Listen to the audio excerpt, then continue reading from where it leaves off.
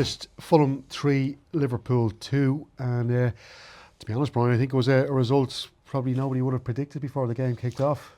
Well, I think people would have felt that Fulham would give Liverpool a good game, but given Liverpool's form, both home and away, especially away from home, 10 wins and 5 draws this season, unbeaten 17 away games in the Premier League. We didn't expect they'd lose today. So I thought that Liverpool would win the game narrowly. But overall, they can't have too many complaints. Didn't play well enough in the first half. Shook themselves up in the second half. Got the goal that gave them a bit of momentum to make it nervy, I'd say, for Fulham as the game went on. But I think Fulham were deserved winners overall. Yeah, we have to give them credit for especially their attacking performance in that first half. I know there were mistakes at the back from Liverpool, but Fulham certainly put them under the kind of pressure that would force those kind of mistakes as well. Yeah, but they've been an impressive team all season, Stephen. I've enjoyed watching Fulham. I've been lucky enough to be at a few of their live games, and I thought they played very well, played some great football, and real structure about the team, and plenty of courage about the way they play, get lots of players forward into the box, and good attacking players like Iwobi, I think, does a great job for them. He was very good again today. Smith Rowe didn't get on till late. Sessanon, who hasn't played very much, but was a very promising player for them a few years ago before he went to Spurs. It kind of seemed like he wasted a few years at Spurs. He's gone back to Fulham now, been waiting on his chance. He had a good game. They've two good centre forwards, Raul Jimenez and Muniz, who we saw today. So, they've been an impressive team this season overall. Just fallen off a little bit lately. Lost 3 of the last 6 league games. Got beaten heavily by Palace in the Cup, which would have been a huge disappointment for them to lose that game in the Cup quarter final. But played well today. They were back to their best today, and deserved the win. And it's a great scout for them. They've taken 4 points off Liverpool, who will probably still be champions. Yeah, and all around that core of Berge and Lukic in midfield. He brought Berge in from Burnley. I know Lukic has been there for a couple of seasons. I suppose maybe a bit part player of last couple. Yeah, Torino before that. Croatian. How good were they today? Because that's a good Liverpool midfield that was out today, and they really dominated proceedings in the middle of the pitch. In the first half, they were really good pair, very solid in possession, good balance between them. Play it simple, but are usually in very good defensive positions, give a good screen to the centre-backs, Anderson and Bassi, and Pereira helped them out in that central position as well, dropping off for number 10 when he was required. Very good, Andreas Pereira. So, yeah, Liverpool's midfield has probably been the best midfield in the league this year, the most consistent midfield. But today, I think Fulham edged them for the first hour of the match, certainly. After that, it was helter-skelter, and Liverpool threw caution to wind, and they'd loads of players getting forward from midfield. They got a bit of a hold of the game. Jones had an impact in the midfield more than he had at right-back position, and Elliott added a little bit to it as well when he come onto the pitch playing almost like a double outside right. It was strange, but they were better later in the game. But that was at a stage where you're 3-1 down, and it was well within Fulham's rights to sit in a little bit more cautiously. But they did play very well in all areas of the pitch. The back was steady. Robinson was great at left back, and he subdued Salah to a huge degree. We saw a little of Salah today. And that combination down the left-hand side with Iwobi was excellent for Fulham, very creative. But there was lots of good things about their team today. Just finally, quickly on Fulham, like you kind of alluded there to, it's really, I suppose, a lack of consistency is the difference between a side like Fulham and the teams up around the top 2 or 3. Is there some way that they can get to that consistency, or is it just the fact that they don't have the elite players, that they will never be a consistent side, not enough so to get themselves into a top 4 position? I don't think Fulham are generating the sort of money that, say, the regular top 6 would. I mean, this year the top 6 is different because you got likes of Spurs and Manchester United are a long way off it. You've got Manchester City not in the automatic Champions League position. You've got Forest, who made great headway, but Forest spent a lot of money to get there. The huge turnover of players, but they've hit on a good mixture and a good manager who has them playing very pragmatically and very efficiently. For Fulham to make that level, they're probably not too far off. I think today's win puts them up on 48 points, which is a point more they got last year, and they've still got 7 games to go. So they made real progress, and they could well get a European spot of some description this year, which would be a great achievement for them. But unless there was some massive, serious investment, it's very hard for them to make that break up into a Champions League spot. But you're seeing Forest doing it this season, which gives teams hope. I mean, Forest are not definitely going to make it. They're still going to be under pressure from the teams just below them and under them. There's going to be a right scramble for those positions now. It's getting tighter.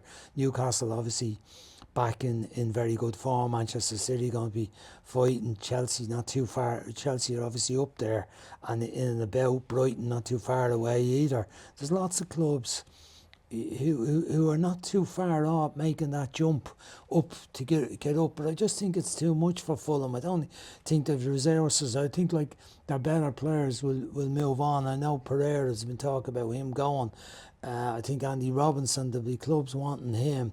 They may hold on to the majority of the players, which gives them a great basis for next season. But if they achieve European football, as I said, it would be a marvellous achievement for them.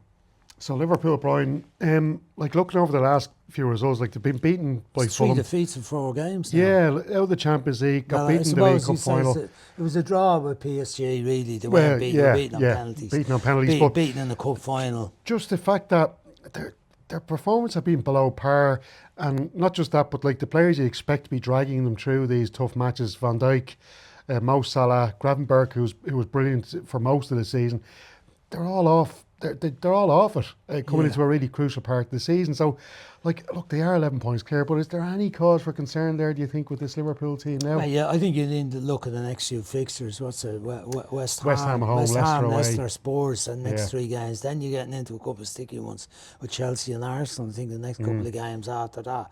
I don't see them being caught. But they need to win the next game. Like it had to beat Everton the other night, or didn't have to beat Everton, but they beat Everton the other night. It was a pressure match after getting knocked out, after getting beaten in the cup and knocked out of the league or the Champions League, and they did their job. Today it was the defensive stuff that let them down. I mean, there was defensive weakness the other night they got away with against Everton when Beto got a couple of chances. They were fairly bad errors at the back, and they just about got away with it. I didn't think Craven had the best of games today. I'm not blaming him.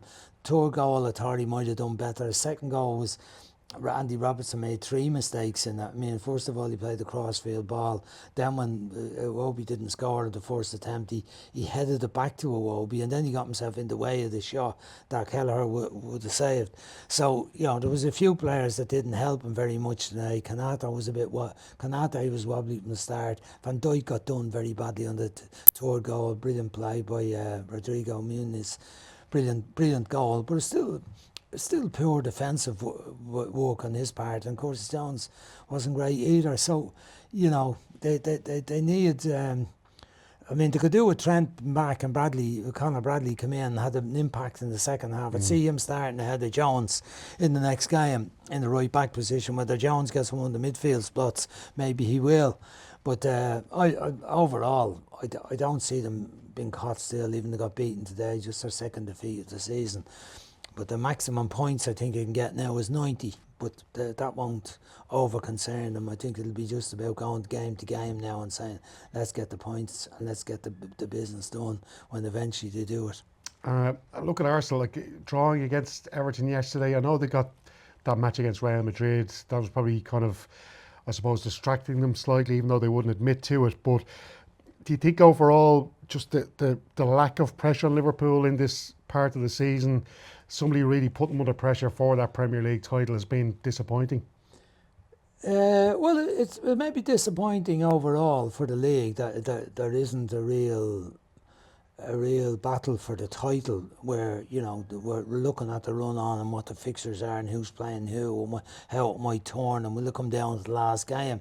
It's not come down to the last game that often. There's been a couple of occasions recent season. I remember we did the Man City Aston Villa game. They were down at half time, and it was giving Liverpool a chance. But it's disappointing that it looks like Liverpool are going to win it comfortably, but then they get beaten today, so it gives everyone a bit of hope. But they only lost out on 1 point today, given that Arsenal only got a draw with Everton yesterday.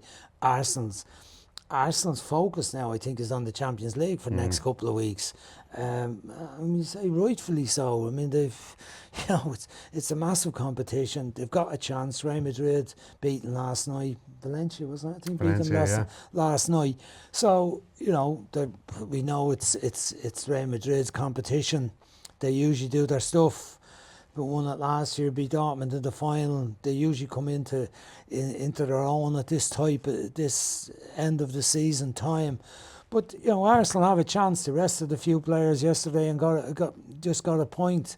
Probably cost them not winning the match, not playing the likes of Partey, Odegaard, and a few more. Martinelli didn't play. Good news was that Saka is back, and I think that they'll use Saka in the Champions League game. They'll be a fresher team, and they'll have a strong team in the first game. So it affects the Premier League, how their focus is a little bit less about the crowd. They would have hoped to get the win yesterday against Everton, but they didn't, because the manager has half an eye on the challenge in the Champions League. So Liverpool should do it. Just, do you think, based on the performance we've seen of late, could you see a lot of turnover staff-wise, the playing staff in the summertime? Well, there were a lot of talk about the fact they didn't sign players last year. The only one they signed was Chiesa. There wasn't much movement. It didn't affect them. The manager made tweaks that made them more effective than they were the previous season.